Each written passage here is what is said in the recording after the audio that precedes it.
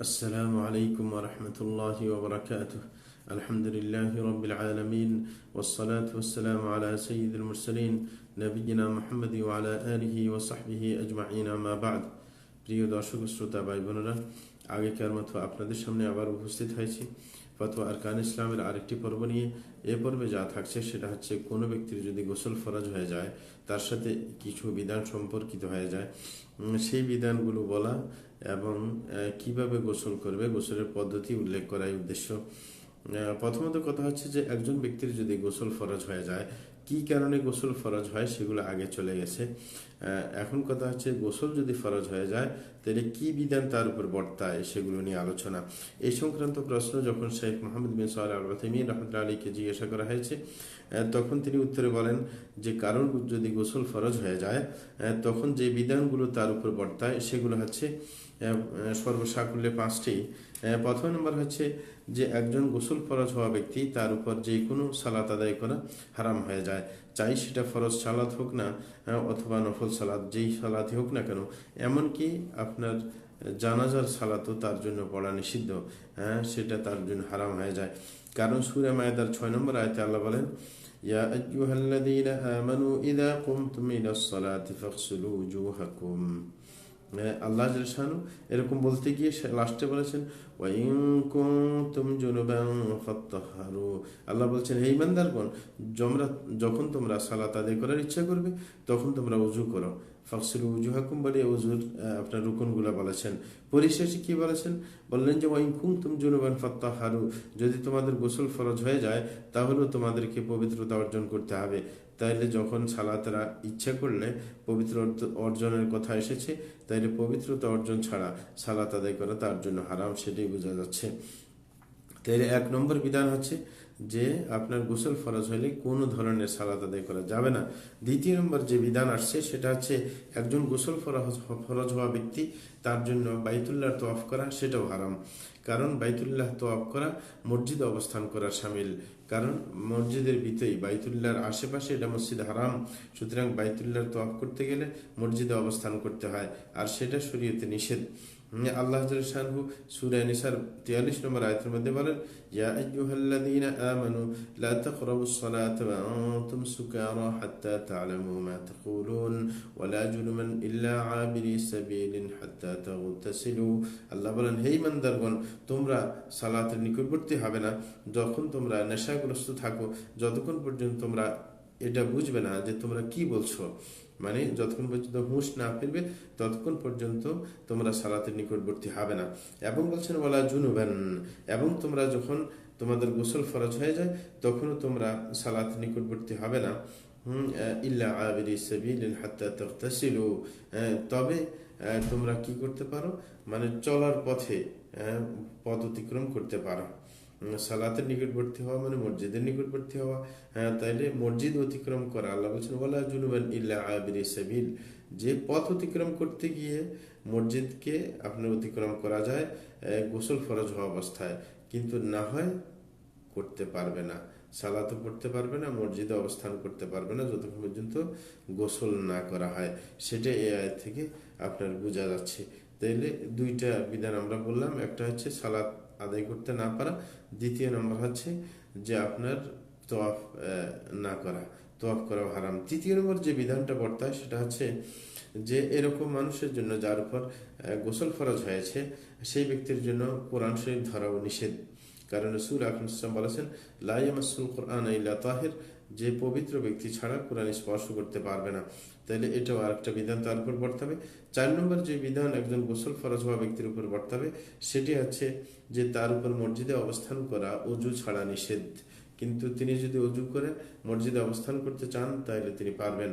কারণ আল্লাহ শান বলেছেন, ইয়া আইয়ুহাল্লাযীনা আমানু লা তাকরাবুস সালাতা ওয়া আনতুম সুকারা হাত্তা তা'লামু মা তাকুলুনা ওয়া লা জুনুবা ইল্লা আবিরি সাবিলিন হাত্তা তাগতাসিলু।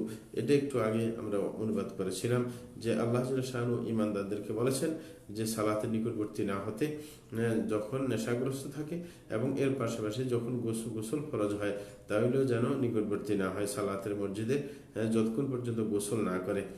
কিন্তু আপনার অজু করার কারণে আপনার যে জানাবাত বা অপবিত্রতা একটু হালকা হয়ে যায়, তখন আপনার সুযোগ থাকে। পঞ্চম নম্বর যে বিধানটা পড়তে হবে তার উপর, সেটা হচ্ছে কোরআন পড়া নিষেধ গোসল করা পর্যন্ত। যার গোসল ফরজ তার কোরআন পড়া নিষেধ। কারণ রসুল আকরম সাল্লাল্লাহু সাহাবায়ে কেরামকে কোরআন পড়াতেন যখন তারা তাদের গোসল ফরজ না হতো তখন। কিন্তু গোসল ফরজ হলে তিনি কোরআন পড়াতেন না। তাইলে আপনার কোরআন পড়া কি নিষেধ। এই পাঁচটা বিধান যার উপর গোসল ফরজ তার উপর পড়তে হবে। এক নম্বর হচ্ছে সালাত আদায় করা নিষেধ, যে কোনো সালাত। দ্বিতীয় নম্বর হচ্ছে কাবা শরীফে তওয়াফ করা নিষেধ। তৃতীয় নম্বর কোরআন স্পর্শ করা নিষেধ। 4 নম্বর হচ্ছে মসজিদে অবস্থান করা নিষেধ ওযু ছাড়া। এবং 5 নম্বর হচ্ছে কোরআন তেলাওয়াত করা, এগুলো নিষেধ। এখন আমরা আসছি আরেকটা ব্যাপারে, সেটা হচ্ছে যে গোসলের পদ্ধতি সম্পর্কে। একজনের গোসল যদি ফরজ হয়ে যায় তখন তার পদ্ধতি কি, গোসল কিভাবে করবে, এই সম্পর্কে শেখ মোহাম্মদ বিন সালেহ আল উসাইমিন রাহমাতুল্লাহি আলাইহিকে জিজ্ঞাসা করা হলে তিনি বলেছেন যে গোসলের পদ্ধতি হচ্ছে 2 রকম। তিনি বলতে চাচ্ছেন, একরকম হচ্ছে যে ওয়াজিব গোসল, যে ওয়াজিব পদ্ধতি মানে সুন্নতি পদ্ধতি না, যেটা করলে কোনো মতে গোসল হয়ে যাবে। সেটা হচ্ছে আপনি পুরো শরীরকে পানি দিয়ে ধুয়ে ফেলবেন, তাইলে আপনার কি গোসল হয়ে যাবে। কিন্তু কুলি এবং নাকে পানি দিতে হবে, কুলি করতে হবে, নাকে পানি দিতে হবে।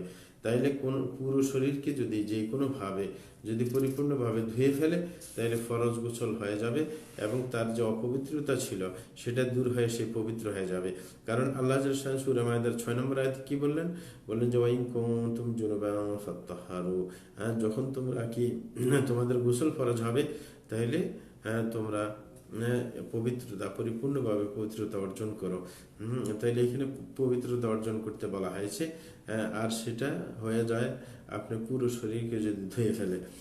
দ্বিতীয়, এটা হচ্ছে ওয়াজিব পদ্ধতি, মানে এটা করলে কোনো মতে হয়ে যায়।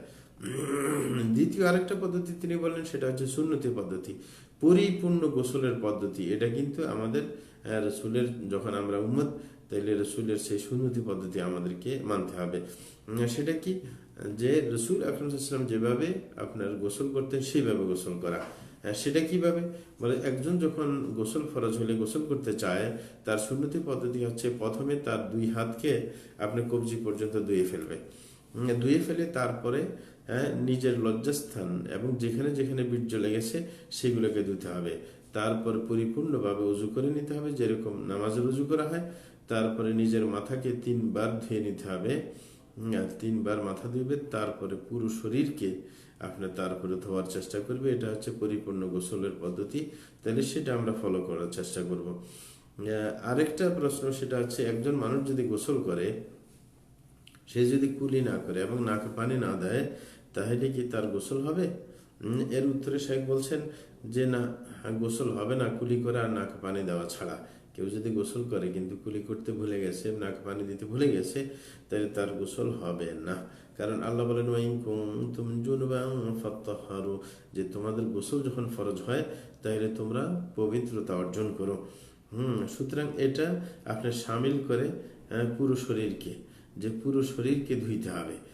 যখন একজন গোসল ফরজ হয় পুরো শরীরকে ধুইতে হবে। আর পুরো শরীরের মধ্যে মুখের ভিতরও আছে এবং নাকের ভিতর আছে, কারণ এটা আপনার পবিত্র করতে হয়। এটা হচ্ছে আল্লাহর আদেশ। কারণ রসুল আকরাম সাল্লাল্লাহু আলাইহি ওয়াসাল্লাম যখন ওযু করতেন তখনও কিন্তু কুলি করতেন, নাকে পানি দিতেন।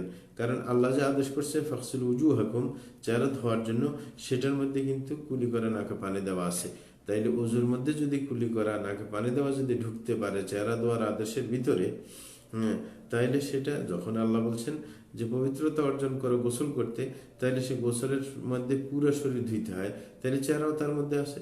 তাইলে চেহারার যে কুলি করে নাকে পানি দেয়, যেটা ওযুর ভিতরে ছিল সেটাও গোসলের মধ্যে আসবে। সুতরাং ওযু যদি গোসল করে কুলি করে নাকে পানি না দেয়, কুলি না করে নাকে পানি না দেয়, তাইলে তার গোসল হবে না। এটা হচ্ছে নিয়ম। তাইলে সেটা যেরকম ছোট পবিত্রতার ক্ষেত্রে কার্যকর ছিল, এরকম ভাবে বড় পবিত্রতার ক্ষেত্রেও সেটা কার্যকর, মানে সেটা অবশ্যই করতে হবে, এতে কোনো সন্দেহ নেই। তাইলে যিনি গোসল করেছেন অথচ তিনি কুলি করেন নাই, নাকে পানি দেন নাই, তার কি আপনার গোসল হবে না। আর ওই ভিত্তিতে যদি সালাতও আদায় করে ফেলে, তার সালাতও আদায় হবে না, সেটা খেয়াল করতে হবে। আমাদের আপাতত যে কাজটা হয়েছে,